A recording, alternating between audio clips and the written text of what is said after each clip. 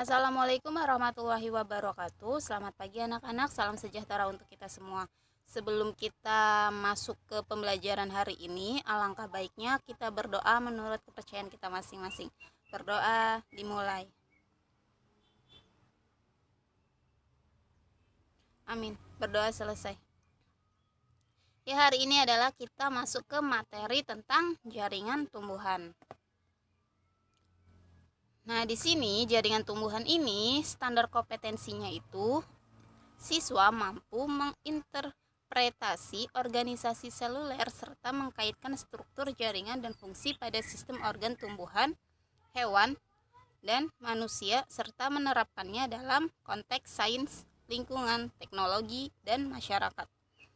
Kompetensi dasarnya itu mengidentifikasi struktur dan fungsi jaringan tumbuhan. Nah, indikatornya itu adalah mengidentifikasi sebagai jaringan pada tumbuhan. Yang kedua, menyebutkan struktur dan fungsi berbagai jaringan tumbuhan. Yang ketiga, menggambar struktur akar, batang, dan daun.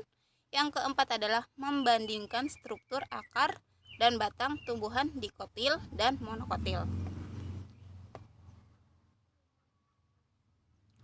Nah, ini adalah gambar struktur tumbuhan dikotil di mana di sini kan terdapat yang namanya satu pohon ya atau satu tanaman,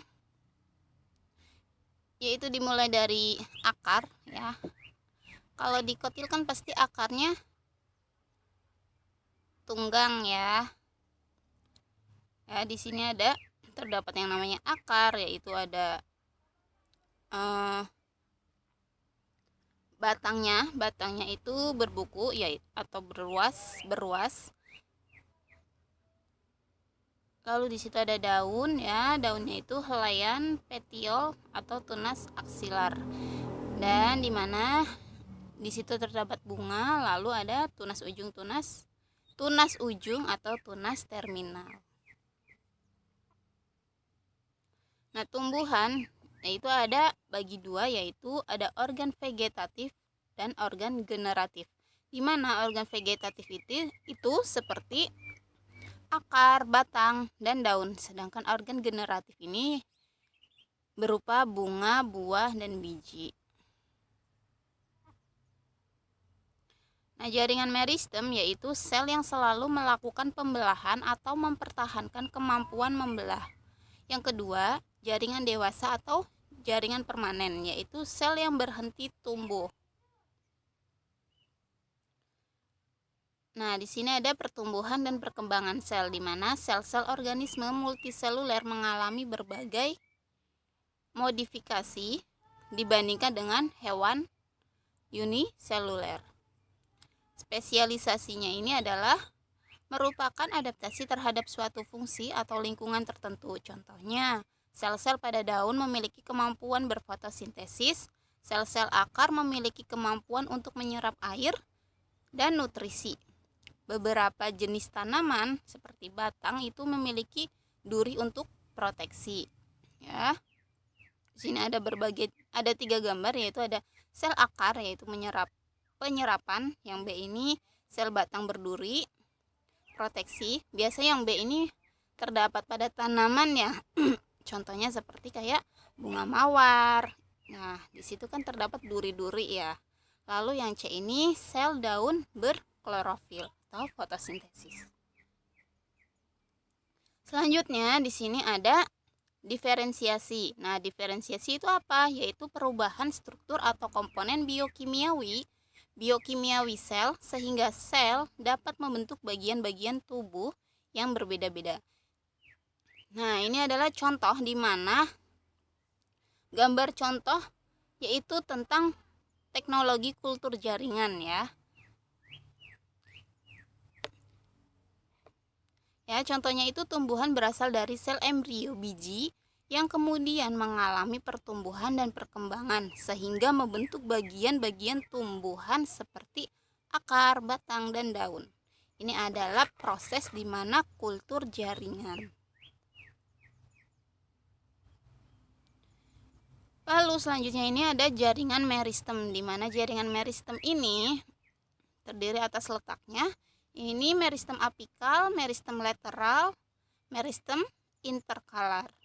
Lalu asalnya, nah ini ada dua, yaitu meristem primer dan meristem sekunder, di mana meristem primer ini terdapat di ujung akar, sedangkan yang sekunder ini jaringan dewasa atau kambium gabus. Nah, fungsinya apa? Yaitu fungsinya untuk jaringan penutup, yaitu seperti epidermis, periderm pada bagian sekundernya. Lalu jaringan dasar itu ada parenkim. Dan ketiga ini jaringan pengangkut, yaitu xilem dan floem. Jaringan sekresi itu kelenjar, resin, dan lain-lain. Jaringan penguat yaitu sklerenkim dan kolenkim.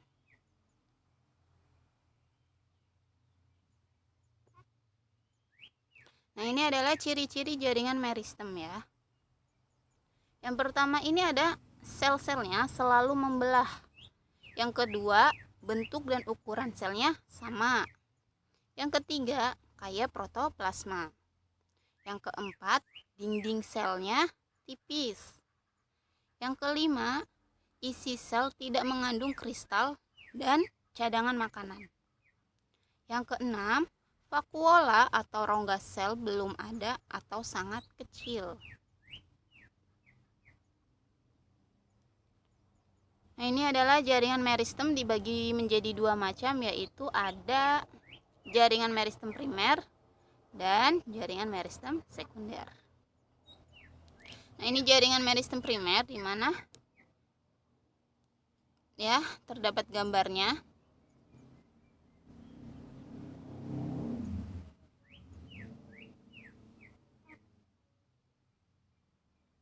Nah, ini adalah jaringan masuk ke jaringan sekunder ya. Ini terdapat vaskular kambium, ini seperti jaringan gabus ya. Jaringan gabus ini seperti segitiga.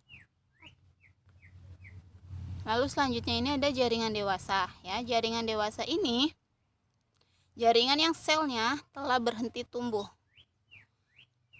Sel penyusunnya berupa sel hidup atau mati, tersusun atas jaringan sederhana atau kompleks. Ini adalah jaringan penutup atau si epidermis, di mana terdiri dari satu atau lebih sel yang rapat tanpa ruang antar sel dengan sel lainnya, yaitu bentuknya tidak beraturan, ukurannya bervariasi, vakuolanya besar, plasma sedikit melekat pada dinding sel. Ada leukoplas, kromoplas, antosiamin,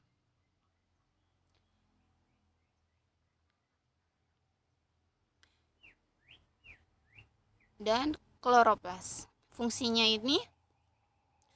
dari jaringan penutup atau si epidermis ini yaitu pelindung jaringan di bawahnya, mencegah hilangnya air, penyimpanan air, menyerap air atau si rhizoderm pada akar dan kelenjar. Ini ada si derivat epidermis, di mana derivat epidermis ini merupakan sel epidermis yang mengalami diferensiasi. Contohnya seperti stoma dan sel tetangga. Nah, stoma ini dua sel penutup yang mengandung kloroplas dan plasma banyak. Sel tetangga atau sel epidermis ini yang berhubungan dengan sel penutup. Stoma ini terbesar di permukaan daun dikotil. Apa itu dikotil? Dikotil kan itu biji berbelah dua atau bijinya ada dua. Lalu selanjutnya ini ada teratur, contohnya pada si rumput.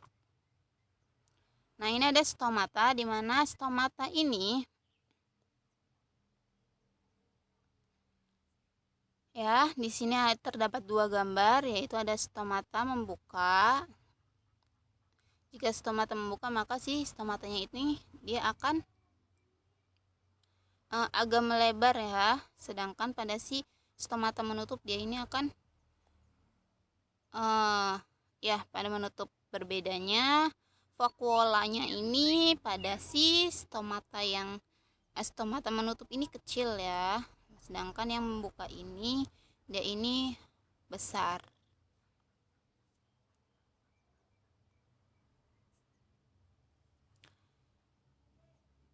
Lalu selanjutnya ini ada sel epidermis, yaitu membentuk tonjolan dalam bentuk rambut atau trikoma. Nah, trikoma non glandular atau rambut kelenjar. Ini rambut sisik, rambut bintang untuk mengurangi transpirasi atau si efek radiasi. Pelindung terhadap gangguan luar. Lalu selanjutnya ini ada trikoma glandular, yaitu rambut kelenjar di mana mengeluarkan senyawa organik dan anorganik seperti garam dan madu atau bentuknya yang khas. Ya, ini adalah sel epidermis yang membentuk tonjolan dalam bentuk rambut atau trikoma. Biasanya kalau misalkan kalian ini dilihat dari mikroskop ya, sehingga dia terdapat seperti ada rambutnya, lalu ada selnya. Cuma kalau kita dilihat dengan mata telanjang ya biasa-biasa aja ya. Tapi kalau dilihat dari segi dari mikroskopnya, ya beginilah gambaran dari si sel epidermis yang membentuk tonjolan atau trikoma non glandular. Ya, ini juga contoh dari sel epidermis yang membentuk tonjolan dalam bentuk rambut. Ini trikoma glandular, itu rambut kelenjar ya. Seperti hewan ya. Dia ini mengeluarkan senyawa organik dan anorganik seperti garam dan madu. Bentuknya juga khas ya, seperti coba kalian perhatikan gambar sebelah kiri ini seperti hewan ya. Nah, ini adalah jaringan gabus atau periderma. Ini yaitu merupakan hasil pembelahan kambium gabus.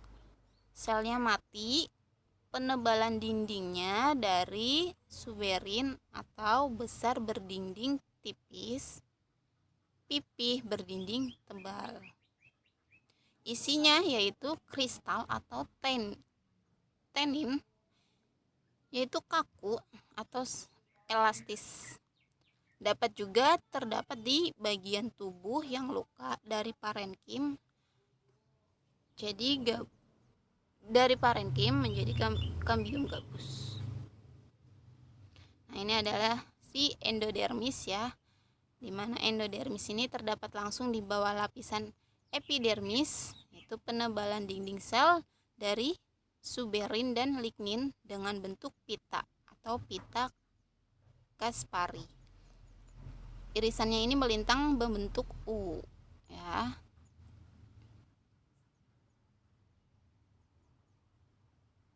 Nah, ini ada si endodermis ya, sama pembelahan dinding sel dari suberin dan lignin dengan bentuk pita atau irisan melintang berbentuk U. Ini jaringannya.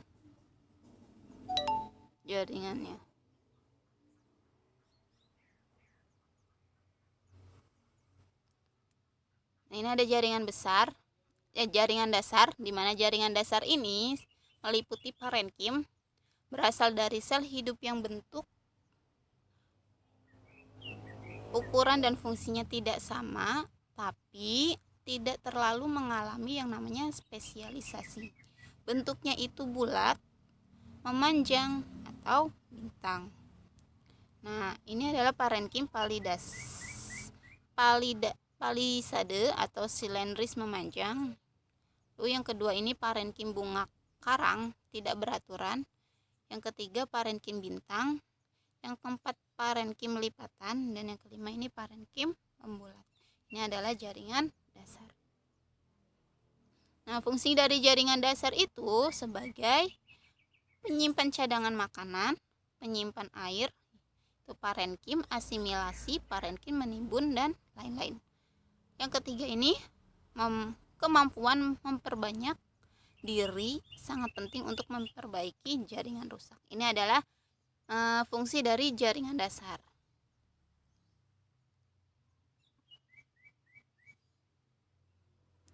Oke, materi kita cukup sampai di sini.